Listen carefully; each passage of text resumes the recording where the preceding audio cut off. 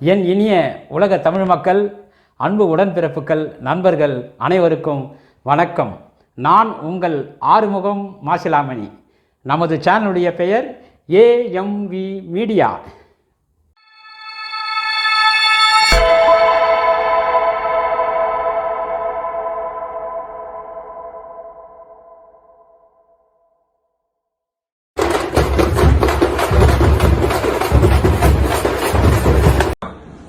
நம் விஸ்வகர்மா சமுதாய மக்களுக்கு என் அன்பான ஒரு வேண்டுகோள் என்னவென்றால், நம் விஸ்வகர்மா சமுதாய மக்கள் நலனுக்காகவும் நாம் செய்யும் ஐந்தொழில் நலனுக்காகவும் நம் தமிழக அரசிடம் ஒரு சில கோரிக்கைகளை முன்வைக்கின்றோம். அந்த கோரிக்கைகளை வலியுறுத்தி 22/2/2026 ஞாயிற்றுக்கிழமை காலை 10 மணி அளவில் சென்னை எழும்பூரில் உள்ள ராஜரத்னம் ஸ்டேடியம் அருகில் ஒரு கவன ஈர்ப்பு ஆர்ப்பாட்டம் நடத்த இருக்கின்றோம். அந்த கவன ஈர்ப்பு ஆர்ப்பாட்டம் வெற்றியடைய நாம் அனைவரும் குடும்பத்துடன் கலந்து கொள்ளுமாறு அன்புடன் கேட்டுக்கொள்கின்றேன். நன்றி.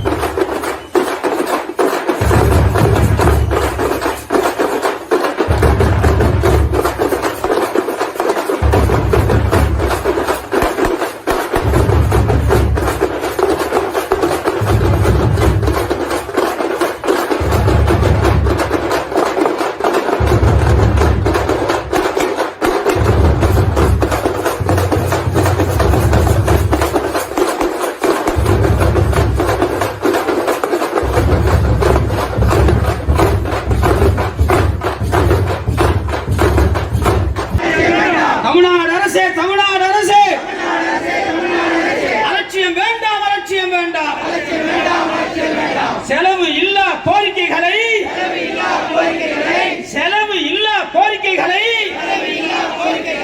சிரமம் இல்லாமல் நிறைவேற்று. காலங்களை கடத்தாமல் உடனடியாக நிறைவேற்று. நியாயமா நியாயமா? உங்கள் வாக்கை கொடுத்து விட்டு எங்கள் வாக்கை பெற்று விட்டு கொடுத்த வாக்கை மறப்பது நியாயமா நியாயமா? என்னாச்சு என்னாச்சு? 2021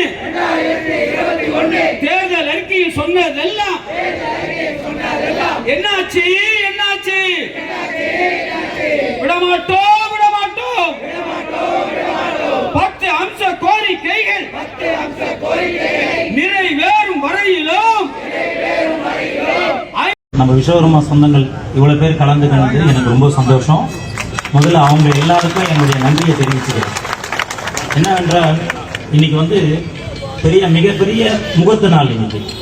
இன்னைக்கு நிறைய கல்யாணங்கள், நம்ம சொந்தம் வந்த எல்லார் வீட்லயும் இன்னைக்கு கல்யாணங்கள் இருக்கு, காதுகுத்து இருக்கு, நிறைய கும்பாபிஷேகங்கள் இருக்கு. இன்னைக்கு அதனால அதெல்லாம் மீறி இவ்வளவு பேர் நீங்க கலந்துட்டு இருக்கீங்க, அதுக்கு ரொம்ப சந்தோஷம்.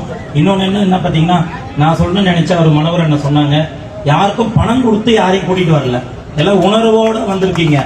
இன்னைக்கு இருக்கிற எந்த கட்சி எடுத்துக்கிட்டாலும், ஆளுங்கட்சி எதிர்கட்சி எந்த கட்சி நடத்தினாலும் குறைஞ்சது எனக்கு தெரிஞ்சு இன்னைக்கு ஒரு 5000 பேர் இங்க இருப்பீங்க. ஏன்னா காலையில இருந்து 10,000 வாட்டர் பாட்டில் முடிஞ்சிருக்கு. அதனால ஒரு 5000 பேருக்கு மேல இருப்பீங்க. ஒரு 5000 பேர் திரட்டணும்னா எந்த கட்சியிலனா பணம் இல்லாம யாராலையும் கூட்டம் சேர்க்க முடியாது. நம்ம யாருக்கும் பணம் கொடுக்கல, யாரும் பணம் வாங்கிட்டு வரல. இங்க எல்லாருமே அவங்க உணர்வோடு வந்திருக்காங்க. அதுக்காக என்னுடைய நன்றியை மீண்டும் நான் தெரிவிச்சுக்கிறேன். கடைசியா இருக்கு, நம்ம 90 மார்க் வச்சிருப்பாங்க நம்ம பசங்களுக்கு, அவங்களுக்கு சீட்டு இல்லை. இன்னொருத்தர் 80 மார்க் வச்சிருப்பாங்க, அவங்களுக்கு சீட்டு கிடைச்சிருக்கும். அப்ப அந்த நம்ம பசங்களுக்கு என்ன புரியும்? அப்ப 90 மார்க் வாங்குறவங்க செகண்ட் ரேங்க்கும், 80 மார்க் வாங்குறவங்க ஃபர்ஸ்ட் ரேங்க்கும் வாங்குறாங்க. அது எப்படி நம்ம பசங்க எப்படி ஏத்துக்க முடியும்? நம்மளும் எப்படி ஏத்துக்கிறது? அதை சரி பண்ணணும். அதனால இடஒதுக்கீடு அப்ப நம்ம என்ன சொல்றோம், மற்றவங்களுக்கு எதையும் கொடுக்க வேணாம்னு சொல்ல, எங்களுக்கும் கொடுங்க தான் சொல்றோம்.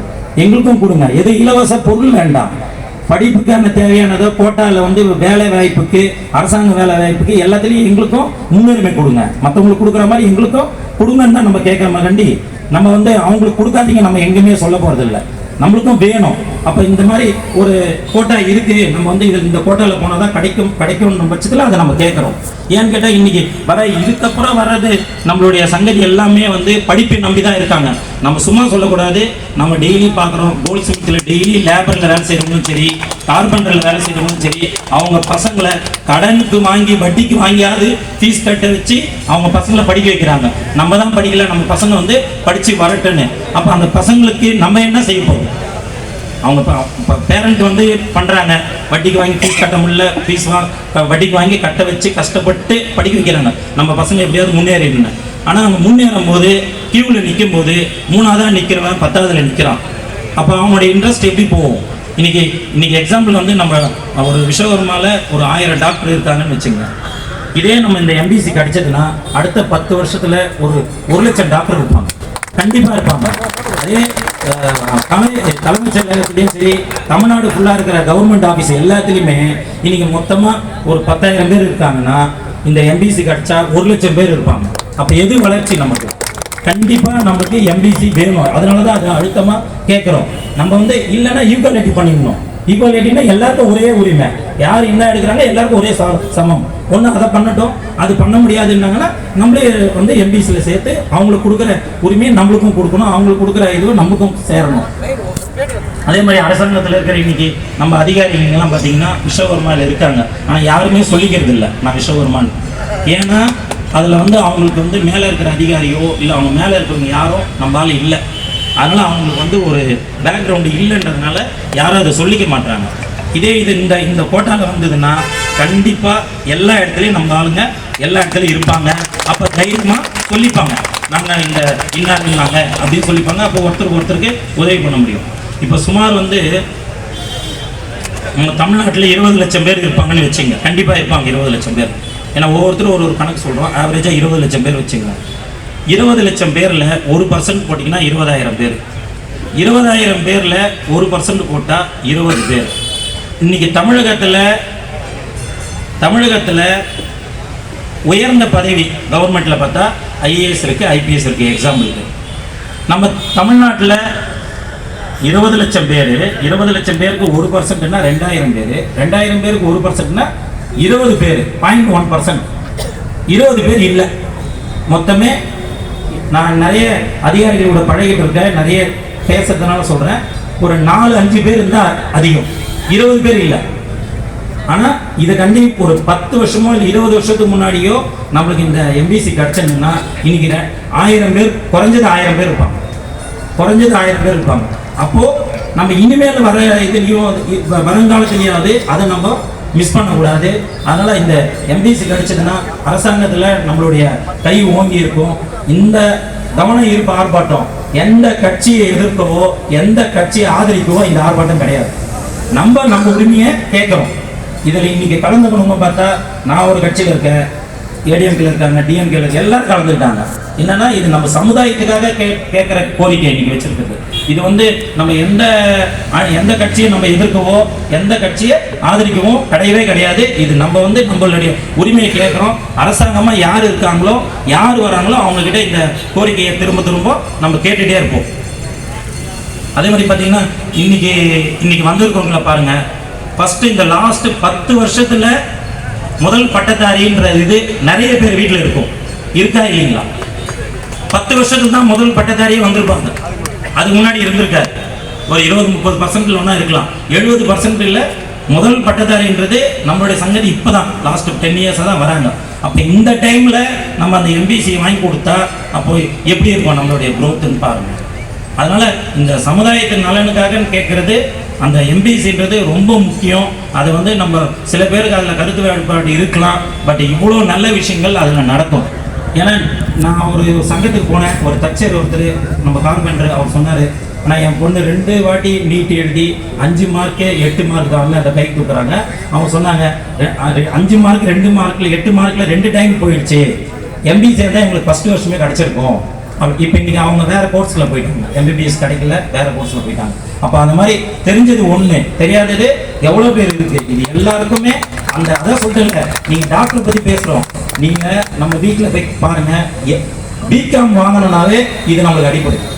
ஒரு சாதாரண பிகாம் சீட்டு வாங்குறதுக்கு இது நம்மளுக்கு தேவைப்படுது. பிகாம் சீட்டு வாங்குறதுக்கு இது தேவைப்படுது. அப்போது இந்த எம்பிசின்றது நம்மளுக்கு இதை ஏன் நான் அழுத்தி இதை மட்டும் தனித்தனியாக சொல்லிகிட்டே இருக்கேன்னா இது ரொம்ப முக்கியம். நம்ம இது இன்னைக்கு இருக்கிற, ஏன்னா நம்மளாம் 20 வருஷம் முன்னாடி எல்லா தொழிலெலாம் நல்லா இருந்தது, வேலை வாய்ப்பு நல்லா இருந்தது. அதனால் இன்றைக்கி எல்லாருமே இந்த 5 தொழிலில் விட்டு வேறு தொழிலுக்கு போயிட்டாங்க. வேறு தொழிலுக்கு போயிட்டு போகிறவங்க அவங்க பசங்களை எல்லாருமே படிக்க வைக்கிறாங்க. அதில் வந்து மாற்று கருத்தே கிடையாது, அது நம்ம ஏற்றுக்கணும். ஆனால் அந்த படிக்கிற பசங்களுக்கு அவங்களுடைய திறமைக்கு ஏற்ற இடம் கிடைக்கிறதுக்கு நம்ம உதவியாக இருக்கணும். அவங்க படித்து என்ன மார்க் வாங்குறாங்களோ அதுக்கு ஏற்ற மாதிரி மற்ற பசங்களுக்கு கிடைக்கிற இது அவங்களுக்கும் கிடைக்கணும். அதுக்கு வந்து நம்ம வந்து ஒத்துழைக்கணும். அதுதான் அந்த எம்பிசி வந்து நம்ம கண்டிப்பாக உறுதியாக வாங்கணும். இது திரும்ப இதை செய்யலைன்னா அடுத்தது கண்டிப்பாக 1 லட்சம் பேரை கூட்டி நம்ம கண்டிப்பாக நம்ம கோரிக்கை இந்த 10 அம்ச கோரிக்கை திருப்பி கண்டிப்பாக நம்ம இருக்கோம். அதே மாதிரி பார்த்தீங்கன்னா இப்போ கிடையாது. இது வந்து சின்ன கவன ஆர்ப்பாட்டம் தான். இது வந்து நான் சின்னதாக தான் பார்க்குறேன். ஏன்னா நம்ம வந்து ஒரு 15 நாளில் ரெடி பண்ணது. இது கடைசி ஒரு 15 நாள் தான் இதுக்கு டைம்.